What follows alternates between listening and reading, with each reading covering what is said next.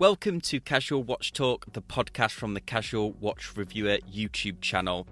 Join us as we talk everything watches, from watch collecting, the latest horology news and interviews. If you're not already subscribed, subscribe on your favourite podcast app. Let's dive into the show.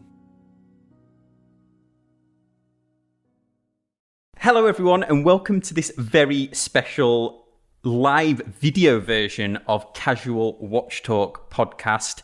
So we'll be doing a video version which will be uploaded to the Casual Watch Reviewer YouTube channel, and then also an audio version that will be uploaded through your regular podcasting apps.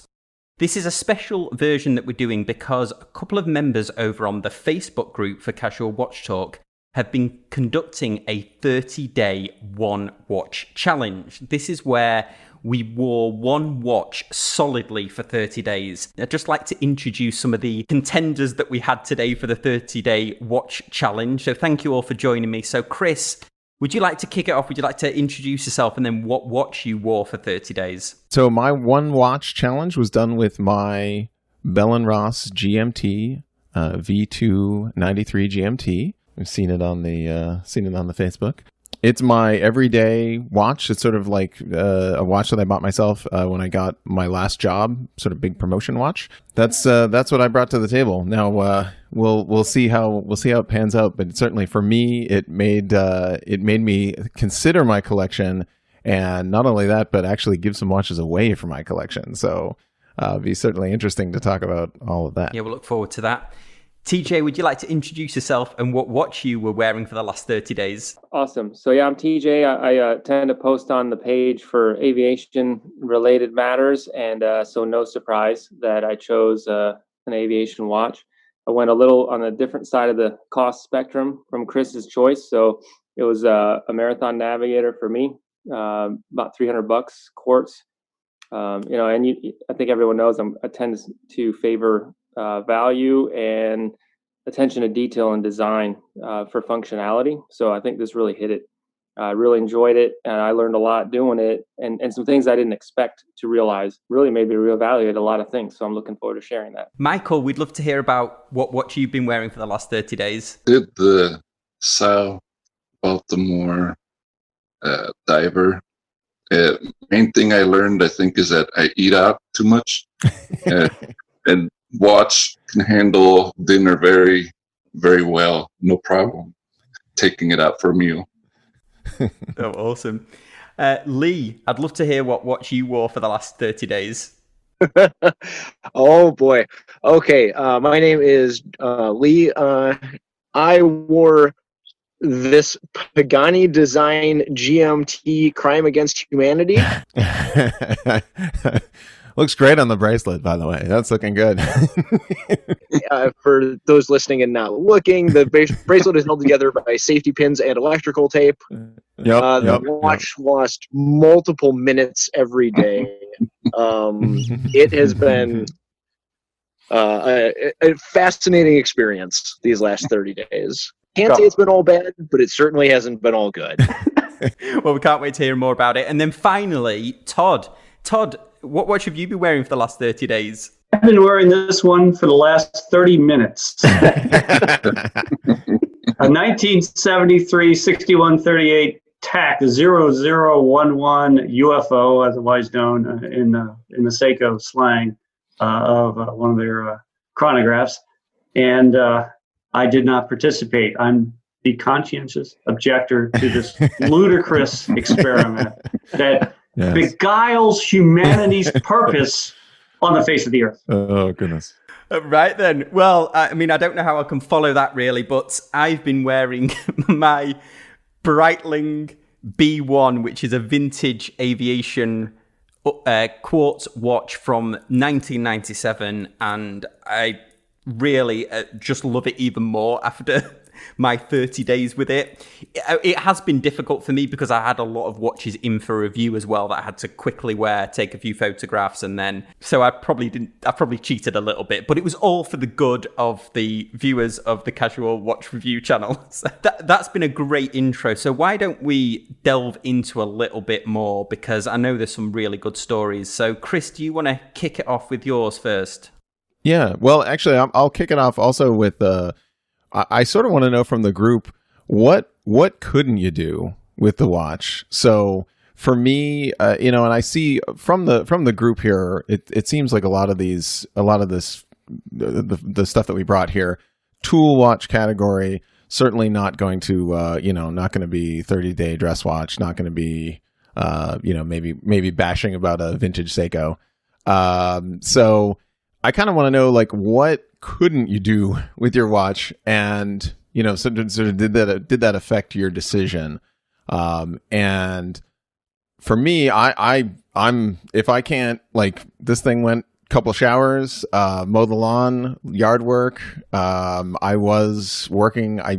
I wasn't doing any mechanical work. I was doing some light fabrication on the rally car, and I wasn't afraid. But certainly, keeping an eye on it when you're in the garage. And then any sort of reciprocating power tools was the only time I would take it off, because there's no need to smash the jewel back and forth with anything like that. But certainly, it has to, for me, always, it's got to be waterproof, screw down crown, sapphire. I mean, there's like a list of stuff for me that just kind of hits what an everyday watch is.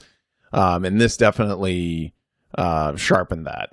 And it's, like, oh, it's going to be you're going to be running in and out of the garage, that sort of thing. So I'm curious to know, like, what, how much was too much. So for me was heavy power tool usage, but for everyone else, that's what I'm kind of curious about. So I chose one that I wouldn't be afraid of with power tools and such, but for my can't moment came when, and I was weak and I didn't at that moment, but my can't moment was a September 11th commemoration ceremony where it was in a more formal attire. And, I did other things after that were more formal where it didn't matter. And I wore this, and I was a little shy about it, and it wouldn't be my first pick normally for a dressier occasion, but no one, blinked an eye about it. I think people become so much more tolerant for what you're wearing. But for that ceremony, I just had to max dignify the occasion. And so I just couldn't do it. But I think that taught me that I'm really not a one watch person. If your idea of the coolest watch you love, which is this, is something like this, you better have something for the wedding and the funerals and things like that, where it's just not appropriate to walk around with a black NATO and a plastic watch. And otherwise, but I'm willing to push the edge of what I am willing to wear this to a lot more now. So short of tuxedo or something very dignified, just because it's dressy doesn't mean I'm not wearing it. But really, if you want to go out for a classy night out, even on a date night, I'll probably go ahead and shelf this and get something a little nicer. You got to look handsome and stuff for the lady. So that's what I took out of it. Well, I can confidently say that I had no qualms about doing literally everything with the Pagani. I'm a greenskeeper at a golf course, so this thing did manual labor with me for a month. We did oil changes on a couple of tractors. I had this thing on my wrist.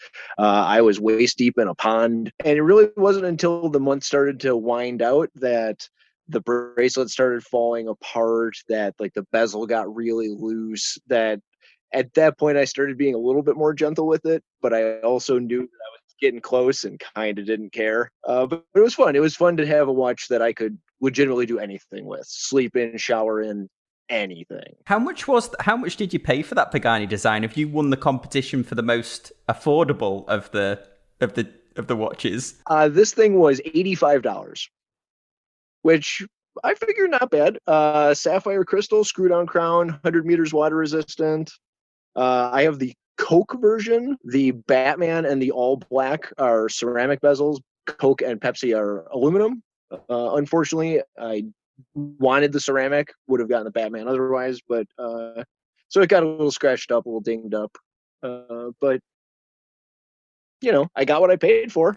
Yeah, and the Pagani design, for anybody that's listening to this, is a homage to the Submariner, is it? Or is it the Deep Sea? This is the GMT Master. Oh, okay. Oh, so it's a GMT for dating. It is a GMT, which having a GMT function, first time I've ever had that, and it was great. I loved having that function. Is it a quartz then? Or it's not, no. Oh, wow. No, it is a Chinese Pearl is the name of the company. Their GMT movement, and it is, as I understand, completely untested and untried. And if you get a good one or a bad one, it is totally. So is this brand gonna latch onto this challenge as like for their new advertising campaign, like 30 days almost? Yeah, perfect for your 22-day watch challenge. Exactly. So, Michael, was there anything that you couldn't do with your watch? No, it just rubbed it in my face that I don't do anything. It's water resistant and I guess shock resistant and all this. I wasn't doing anything to test it, so it made me think I need to get off my ass and live a life worthy of a tough watch. It's nice. It was definitely, you were showing off your sedentary lifestyle. We were all jealous. And it is funny too, because like you'll look at like some of the complications, like the GMT is a perfect example. Now, for IT work, I definitely use it for, figuring out like what time zone logs are in and what time zone computers are in and stuff, and sort of backtracking like, okay, what time is it here kind of thing. But like not for travel, not for like going anywhere, not for fun, that sort of stuff. So like, yeah, it definitely made me feel like, oh, I could move the bezel and be in Tahiti right now. Oh, well. And it works really well because of the time change. It has an alarm that would literally wake the dead. Like it's unbelievably loud, the alarm. So if you set it, you're definitely getting up. And it does have a second time zone that you can set another alarm to that time zone as well. So you could, in theory, have it showing the two time zones if you wanted to, but it's so easy to change the hour. The hands back, you just rotate it twice. You don't have to pull the full crown out and move the hands yourself. You move the analog bit, and then the hands mechanically move round, which is really good. But it is a quartz, so it has those little luxuries that you get with quartz, like an alarm, I suppose. Yeah. It looks like we have another joining. Looks like Steven is here. Here. I snuck in on you guys. All right. Hey. I didn't do it, and that maybe I'm too chicken. Maybe that's part of it, is that I didn't think I could actually get away with doing it. If I did, I would probably do it with the G-Shock, honestly. And strangely enough, just because it's so practical. I feel like you want something lightweight and easy and water resistant. That's probably the biggest thing. If I was going to do it with one, I think I could do it with the G-Shock. But yeah, I've just got too many watches to wear and just didn't. I don't know. I just didn't think I could do it. And honestly, I just didn't want to do it because I just, variety is the spice of life. Why limit yourself to eating the same thing every day if you don't have to? So I think Todd had a very similar. It's exactly the same. And in fact, I think that if you have a lot of watches, then this one watch for 30 days is like child neglect. I think that it is an offense that should be prosecuted potentially because those other watches are sitting there. They're like, what are you doing? You're not loving me. You're not feeding me. You're not winding me. Oh, my oils are getting caked together on the pinions because you're not wearing me. So that's how I took it. They were talking to me and wait, should I say that? No, they don't talk to me. I'm sorry. No, that's just my private thing. But no, I didn't. Same thing though. I have so many. I switch like twice, 3 times a day, depending on what I'm doing. I do triathlon training in the mornings too, and so I have a GPS watch that swims and runs and bikes, and I keep track of every iPhone app. And so I would have had to wear that, but it's kind of this big, I should have brought it with me. It's kind of this big gaudy thing. It's a Garmin. It's a nice watch, but I wouldn't all the time. Anyway, I guess I could have, like you said, the G-Shock would have been another great example, but there's just too much variety in life. Life is to be enjoyed. So, that's why we have oregano. Oregano is there so we enjoy life. It doesn't serve any other purpose. So the same thing with, if you have multiple watches, you should wear them. That's my objection, and that's why I dissented. I think you have it. I certainly, when I finished it up, everyone was sort of talking about, I think TJ posted like what watch are you going to next? Like what's the one you're going to immediately grab? And probably day like 18, 19, I was like, I don't need another watch. I'm fine. And I couldn't hear the like screams from the watch box that apparently haunt you Todd. But so I couldn't, and then I was like, yeah. And then like day 25, and then it was like that weekend was coming, the weekend, and it was like the watch was up that weekend, and I was like, yeah, so I'm going to be immediately grabbing a white dial Zin 104 because I haven't seen it in 30 days, and it is an amazing watch, and it has to go on my wrist, and I'm going to go to the lake, and for that definitely cemented, the spice of life comment, which is, life is just too short for one watch. Like, so at the same time, it also sort of calibrated, for me, it calibrated, am I a connoisseur? Am I a collector? And like, where am I on that journey? And, do I need more of the, do I need every one of the certain one, or this sort of thing?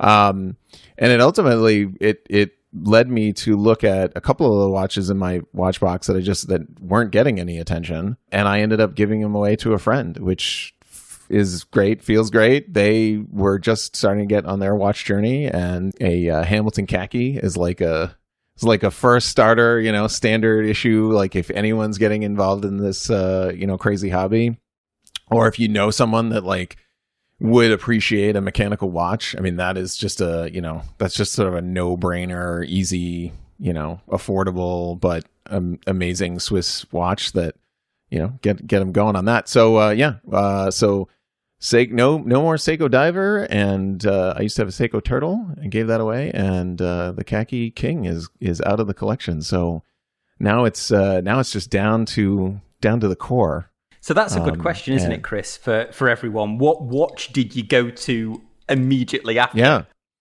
Yeah, let's hear it. Well, I'll say I did not immediately go to anything, and that shocked me. I couldn't decide among the others, but so I think maybe I developed a mindset and recognize it that's opposite of the variety of the spice of life approach, which is more of I'm looking for the watch that's my favorite. I'm looking for a watch that I never want to take off. And if I have two watches that both are in the same category, like dressy or pilot or whatever, I want to zero in on the very best one. And at that point, then I don't want to wear the other one because this one's the best. And so I think for me, this turned into probably a future of a 2-watch guy, or probably 3, right? Because I scuba dive, and so I definitely want a dive watch, but I don't wear those as my passion. But for pilot watches, I want one that's like I would take to the cockpit today, and then I want one that's more dressy, that's more a nod to history, and so on. And to me, I haven't found necessarily the ideal one of that yet. So that's something I'm excited to find. But I guess I'm just getting more and more picky. Like the slightest detail now, I'm aware of it, and I get more condemned design choices more and more frequently. And so I'm just really looking for perfection. And so I'm not looking for variety. I'm looking for perfection. So that's a different way to do it, I guess. Yeah, and you also mentioned like appreciating what you have, which again, it goes with that too, which is because I used to just go in these spurts where I would wear a watch for several weeks, and then you pick up the other one that you haven't looked at, and it looks different now because you haven't seen it every day. And so for a while I was doing that, but this just sort of, I finished these 30 days like, I love this. I'm not sick of it, and I don't want anything else. And I looked at all the others, and I said, I don't want any of these. I want the one I'm wearing right now. And that felt great. That's cool. Let's hear from maybe Lee. Lee, what'd you go for after the Pagani? I could not get this off my wrist fast enough. Was that because the safety pin went through the skin, or? Yeah. It didn't help. Didn't help any. I went to my favorite of my watches, my Speedmaster Automatic. It's a classic. It's a Valjoux 7750. It's standard dial layout with the date window. It's a comfortable place for me. It's comfort food in watch form. It's the watch I love the most, and it's barely been off my wrist since. Okay. And would you work with the Speedmaster? No, Speedmaster I don't take to work. I usually wear a dive watch at work. I get too wet too often to trust a Speedmaster. Yeah. Well, Michael, did you go for another? What did you go to after your 30 days? I think it wasn't taking it off. First thing I did was put my smartwatch back on. Oh. Notifications. I needed my notifications back, so I went back to the Schwarzkopf digital Nice. and analog, but I did put my little cheapy Ferrari. Oh yeah. Oh, I no, like nice. that one. That's pretty good. So I did put a little variety with that one too. But I really missed the notifications. I didn't want to grab for my phone every time, but you have to if you only have a mechanical watch. We talked about it on the podcast, but I wore the Walbrook that Chris kindly changed the movement on. So I was been wearing that for a bit. I wore it on a Tropic strap. I got sent, I'll do a review of it because it's an interesting story. I got sent an actual Tropic strap from Synchron, who make the ISOFrame straps. They own the trademark to Tropic. So I've been wearing it on that, but I'll have to do a review because it is different than... They apparently they designed it based on the original Tropic strap. It is a lot different than some of the other Tropic style straps that I've worn before. So that was the Walbrook, and then I had to do a bit of time with the Nuvea that I've been reviewing. I got quite a few micro brands sent in. It seems to be a bumper season for micro brands at the moment, so I've been having to give them a little equal wrist time to wear them for reviews. I'm curious to know from maybe Stephen and Todd, talking about watch collection size. I think I'm down below 7 now. I think I'm down like 6. Obviously there are the watches, that I almost don't count. And Sam and I talked about it in this pod a bunch of times, the watch you get married in, or the like watch from the grandfather or something that's just, that's just like off the table. But as far as like the watches in the box that could come and go, I probably am down to like 6 or 7. Curious to know what everybody's collection size is, and to start with the folks that couldn't stick with one and enjoy collecting. So, gosh, how many do I have? I think I have about 30. No, there's more than that. So about 24 vintage Seiko chronographs that are with me now. There's a couple that are at a restorer still, and I cycle them through when I pick them off eBay and stuff. They go through a cycle. I'm looking at my watch bench. I got 4 on that. I'm not counting those. Those are future restorations. Mm-hmm. I've got my Turtles and my Speedy and my Hamiltons and stuff like that. So it's probably like 30, 35, maybe somewhere in that realm. So now, do you find that? So for your Seiko collection, do you find that if you have an example of something that maybe is if you could find one that was like in a better condition for a particular model, would that fill in, and you would maybe let the other one go? Is that the kind of type or a collection? Right. So that's what I would do. So if I get a model that's the same as one I have, which I usually don't try to do that, but I just did it recently because I thought I was going to use it for a parts watch. But when it came in, it was so nice. Yeah. But I'm like, I can't do this. This is too nice of a watch. So I'll probably sell that one and probably make a few dollars on it too. Yeah. But I'll sell that one, and then that'll turn over into a restoration cost. Interesting. And how about Stephen? Yeah, so I mean, when I first started collecting, I started collecting vintage Seiko. That's really how I got into this, and it's super accessible. Obviously, I feel like we've talked this to death already on this channel numerous times, but I think when I first started, I was probably like trying to just get quantity over quality. And so I think the biggest my collection ever was maybe about 30 or 40 pieces. And earlier this year, it was up to 20. And I got it down to about 10. And I started buying again. In fact, I just bought one. I just got another watch today, unfortunately. So now I'm up to about 15. Where I would ideally like to be, I would love to be a 3-watch person like TJ. That's my dream, but that's not my reality. Yeah. Yeah. I think it's very admirable. I mean, I think that it's great if you can cut it down. It's extremely easy to acquire a large collection. It's extremely difficult to pare that collection down to a very small number of pieces and know this is what I own, and I'm not going to buy anything else. But I think part of it for me is that it's a hobby, and so I like to buy and sell. I like to constantly get new stuff in, and try new things out. And so, for me, I always have kind of a big collection. Something it keyed in something that I don't think I mentioned on the channel, and maybe I'll do a little show and tell here. But this is where I feel like I'm halfway in between. I want to be just like you said. You want to be like a 3-watch guy, but like it's hard. And as the difference between collector and connoisseur. Did he get today? First Omega in space. I don't know if you guys can see that, but so I have a fascination with early Bell and Ross that were manufactured by Zinn, and I managed to acquire one, and then on a whim, and sort of by luck, I managed to acquire 2 of them. And so then there's this advertisement from the 90s that I actually framed. So this advertisement is just, it's got helmets in, hanging out, the space shuttle, it was the Zinn first chronograph in space, second chronograph in space, automatic chronograph in space. But one of the things that it has is I managed to get 2 of the watches on here.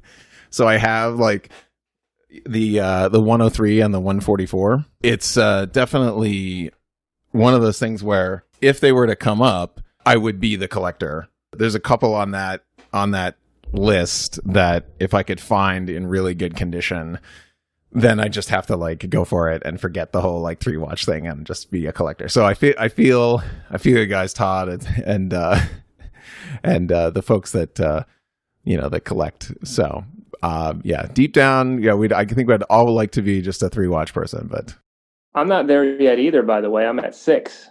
But, 6. And I feel it's too many. No kidding. There's a couple of them I don't wear at all. One of them's kind of set aside for my youngest son. My Speedmaster is set aside for the oldest, but that's what I do wear when I'm dressed up.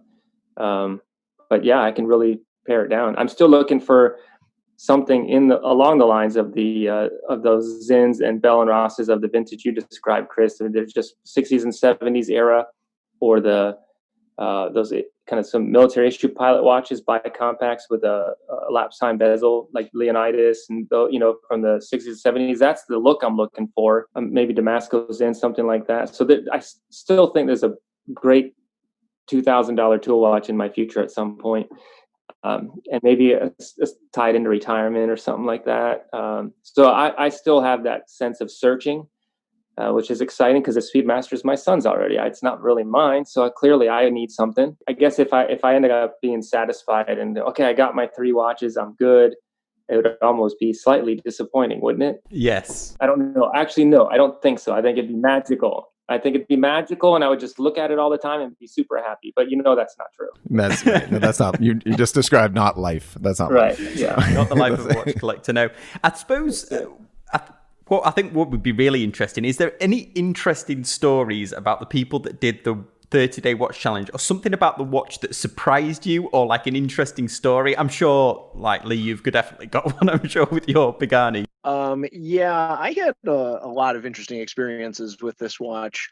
Because it was losing about 2.5 minutes a day, I took it to a watchsmith that I've used a few times, and he was unimpressed. Thought he was going to throw me out on my ear. Like he took the back off and just like put his head in his hands.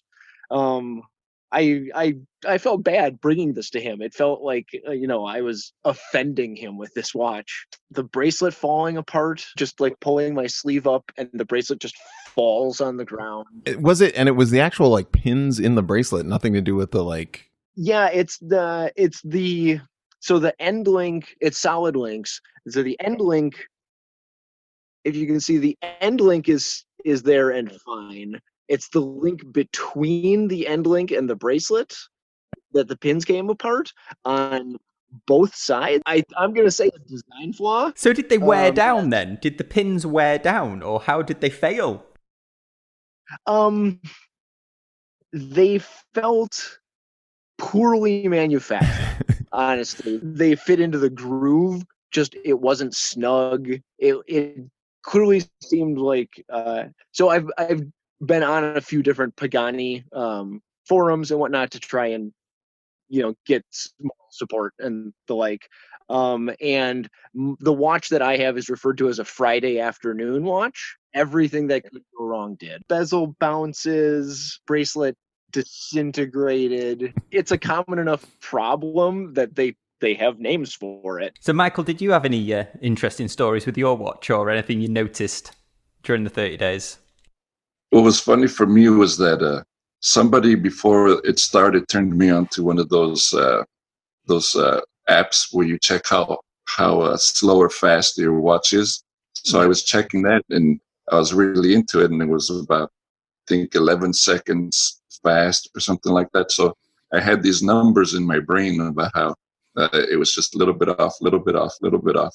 And then eventually it was like 5 minutes fast. So that was sort of the joke in my head, was that it's not that the watch is too fast, is that now I have 5 minutes set ahead, so I'm never late. Where it really got funny was that towards the end of the month, I was thinking these numbers, okay, it's just 5 minutes fast. Somebody said the time, and I looked at my watch, and they said, for example, they said like, oh, it's 4 p.m. And I looked at my watch and I was like, it's not 4 p.m. It's like 1 p.m. It turned out my watch had died, and I never had even realized. So it didn't matter that it was 5 minutes fast, 2 minutes fast, because I had set it down and I don't do anything. And then the watch was just completely, totally off. It was hours and hours wrong time. So I was like, mechanical watch. I noticed that in the middle of the night, I can find the toilet with this tritium loom. No kidding, just kind of looking over at your own wrist in the middle of the night, there's a little glowing spot in the middle of the bed. So it's probably not good for me. Getting, couple rads, it's fine. and I always resisted a 12-hour bezel, thinking that, it'd be confusing, but I love it. And I used it we get weather briefings are always in Zulu time or GMT, UTC time. And so you have to sit there, convert, because tropical storm force winds will hit your area at this time. You're like, oh, that's really helpful. So I actually found that super handy, and I was really glad I was wearing it during that last tropical storm and the one before it. So it's very, very useful.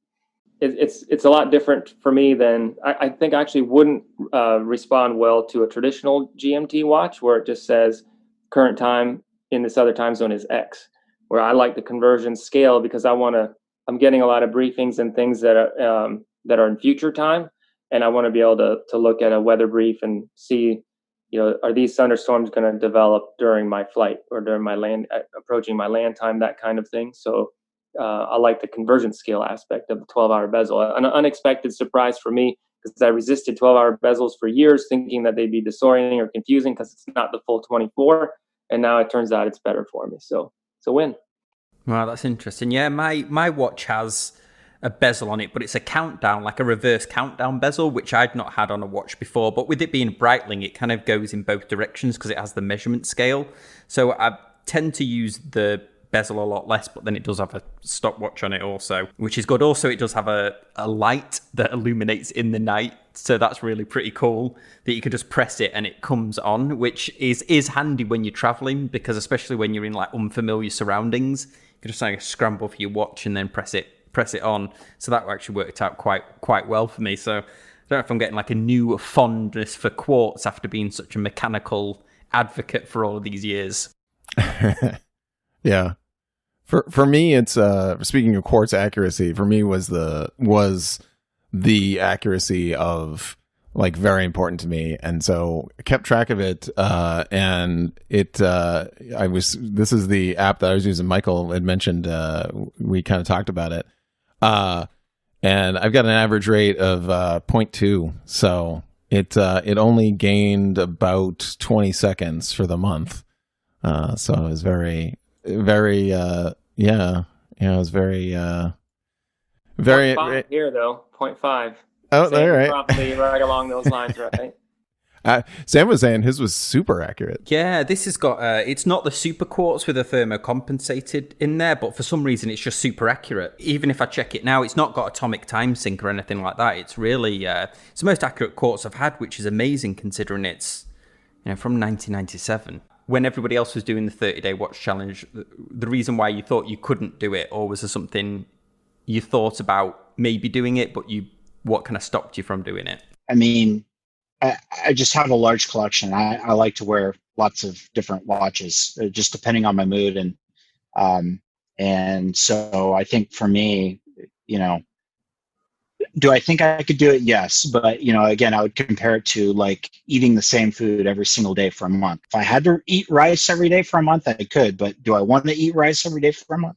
No, I don't. So I think that's really what it came down to is I just, I personally, I don't want to do it. I applaud everyone who does do it because I think it's a great thing. But I just have, I have a lot of variety in my watch case and I want to wear something different every day. So that's really what it came down to for me. Yeah, for me, I've done it before when I was 6 months in Cambodia.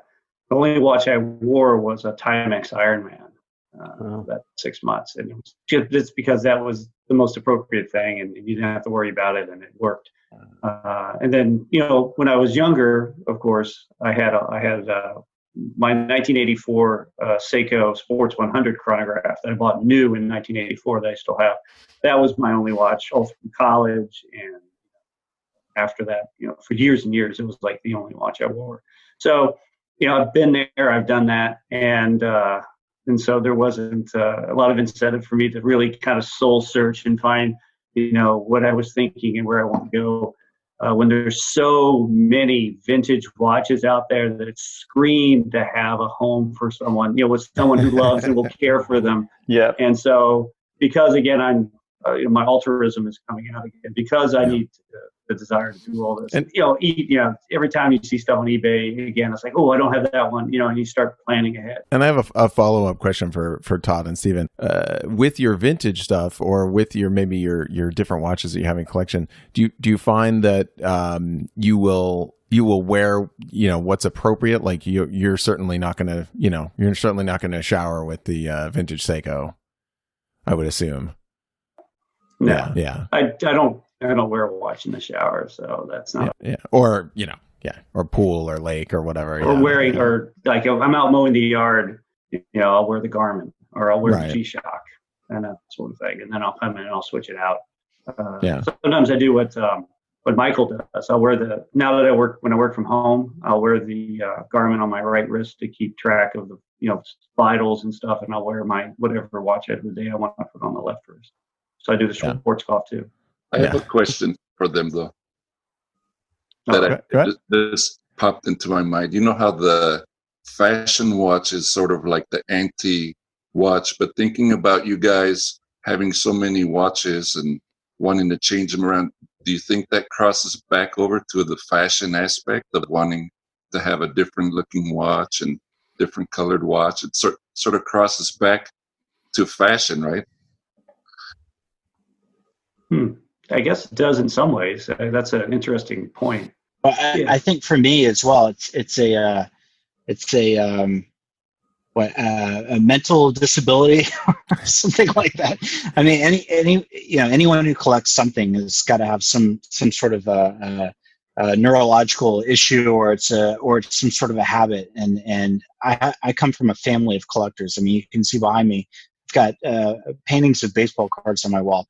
I've collected all sorts of things. And so I think for me, it's just a natural progression. Like, I start off with one or two, probably just like everyone else. I had my one or two watches that I, through college and, when I first started my career. And then I slowly started to get into watches because I had a good friend who was living overseas, and he was actually buying and selling watches on eBay. And so he started telling me about, hey, I've got these watches for sale. And so that kind of piqued my curiosity. And so I started collecting more and more. And so I think for me, it was just a natural progression. But I'm interested in collecting a lot of different things, and I definitely do like that fashion aspect as well. I mean, I love art. I love beautiful looking things, and I think watches are an extension of that. So I think you're definitely onto something, Michael. Mm-hmm. Everyone, I think, was not necessarily afraid of getting watches scratched. Sam sort of cheats because he's pre-scratched his Breitling. Yes, it came scratched. It came pre-patinaed. Do like a GoFundMe to get Justin's watch back together. I'm sure I've got. Because I mean, this is going to take some serious money. Yeah, we'll get a razor wire for it. Get the razor wire strap. There you go. Yeah, a new strap would be good, but I feel like it's got a lot more problems to deal with. I think on like day 10 or whatever, when it was losing like a minute, and I was like, oh, you'll have to send it to me so I can regulate it, or at least attempt to look at it to see. And now I'm like, it's gonna be a massive effort, I think, to get that. I'm going to send it to you with no return address. It's gonna be yours. It's just right. It just shows up in the PO box. You're like, where's this from? Oh dear God. That's great. Yeah, I think you should do a Viking funeral for it, perhaps. If you can't get it to work, I think you should do something for video and just send it up in flames, you know, and blow some ceremonial horn, and I do have a powerful wood chipper at work, so I'll see what I can come up with. I'll talk to the boss, see what kind of sense of humor he's got. Yeah, well, our fake Seiko is going to meet a very horrible end at some point. So maybe the Pagani can meet that same end. We get the test. yeah, we'll test the watch crusher with the Pagani first, and then we'll move on to the Seiko, the fake Seiko. So, TJ, do you want to kick it off, like final, kind of the summary of the 30 days and any final thoughts you had after you've completed your 30-day watch challenge? Yeah, I guess I'll say I just enjoyed doing it. I was not going to do it, and I just resisted it for a while in my head, and then I just embraced it. And it actually turned out to be easier and easier as I went along with it, which was interesting. I thought it'd be getting more difficult.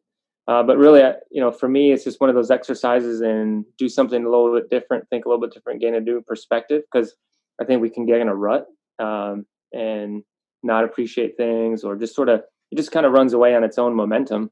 So every once in a while, an exercise like this just pulls the reins, makes you wake up and look at things afresh, and then you leave the experience a different person slightly with a new perspective. That's a huge win. So I'm just really happy I did it. I fell in triple love with the watch I chose, and I feel like I've got a better sense of where I want to go with my 3 to 6. I just feel like I'm more aware and more prepared to make good decisions for it in the future. So it helped me define and understand things that I was just sort of just doing on autopilot, but now I'm more deliberate. So I think that's a huge win. I love it. That's great. Yeah, Michael, do you have any final thoughts after your 30-day challenge? With me, I realized that I really am casual watch guy, and I do only have those 3 watches. And I think I can very easily enjoy watches from a distance, like seeing what you guys own, seeing them at the store, seeing them, and I don't necessarily have to like buy more and have more in the collection. Watch appreciation. That's good enough. Yeah. For you. Cool. Good. Yeah. And I guess, Lee, any final thoughts from you on your summary of your eventful 30-day watch challenge? Yeah, I definitely have a much deeper appreciation of quality, and that you really can't cut corners. That an $85 watch that has a sapphire crystal and a screw-down crown and a display case back is going to have some serious deficits in other places. And I mean, you really do get what you pay for in the world of mechanical watches. And yeah, my appreciation of a well-made watch has definitely been greatly improved. Yeah, you did. Definitely took, for all of us who maybe picked our favorite out of our collection. It was fun. It was fun watching Lee and his sort of trials and tribulations. I also definitely learned that you have to have a sense of humor with this. That it has to be fun. Right. And a big part of why I chose this watch was I knew that in worst case scenario, I was going to get some good stories out of it. I was going to laugh, and for the money, it's well worth 30 days of entertainment. I guess Stephen first, and then Todd, if you had any final thoughts on, or how crazy you think we were for doing the 30-day watch challenge, or any words of wisdom for any of the viewers and listeners. So if you're familiar with the master classes that you can see advertised, I'm a engineer physics guy, and so Neil deGrasse Tyson, who's one of my favorite physicists, he teaches a master's class on thinking, and he says his summation of it is that there's personal truths, there's political truths, and there's absolute truths. And I think it's clear from this discussion today that we have seen the absolute truth that a single watch for 30 days is not natural. it's not what nature intended for us to do. So I feel reinforced with that thing. I think it's a very admirable thing. I think it's awesome. I mentioned before, I feel like I'm kind of a chicken, because I have a big collection. I don't want to do it. Do I think I could do it? Yeah, but I think it would be challenging for me. And I do think it's very admirable. And, I get the feeling from TJ and Michael and Lee that they really learn something about, not just about what they like, but maybe also about themselves at the same time. And I think that's a really great thing. Be happy with what you have. Maybe that's the moral of the story here is we shouldn't take things for granted. And so I think that's a great takeaway from this. So I think it was a great idea, and I think other ideas would be fantastic. Other challenges of some way or some sort. So I welcome it. Interesting. Cool. Now you need the 30 watch a month challenge. That one I can do, no problem. Right. Get the collection ready. Todd and I could do that, no problem. Yeah, we'll do that one. Yeah. That's it. Okay. I think for me, you sort of hit that, Stephen, with, if as far as an exercise, if you have any questions sort of about who you are as a collector or a connoisseur, that sort of like answering that question, this definitely gets your mindset. I was certainly struggling when, and we've talked about it on the pod, where we're in quarantine and, we're just making poor decisions. Like we're pulling up Amazon and we're making horrible decisions, period, let alone with buying watches and other things. And it definitely helped to sort of sharpen that up and say, like, what's important, what's not important, what watches are, that can stay in the collection, what watches sort of represent me as a person, and that I enjoy having on my wrist. So definitely encourage it for those maybe just starting out, or, don't know if you are that collector or that connoisseur, or still sort of getting your way. But yeah, it's a lot of fun. Yeah, and I'd second that. I think wearing the one watch for 30 days made me kind of appreciate the watch, and also kind of got me a little bit out of the cycle of obsessing over the next watch that I was going to buy. And it made me think a lot about where I wanted to go next in the collection. I've got a big-ish birthday coming up, and I keep toying with the idea of needing a watch for that, to celebrate that. But now I think I'm going to definitely have a longer think about it, because this old Breitling, which really stole my heart, which is totally different than anything else I've really ever owned. I've quite enjoyed wearing it, so it's been a lot of fun.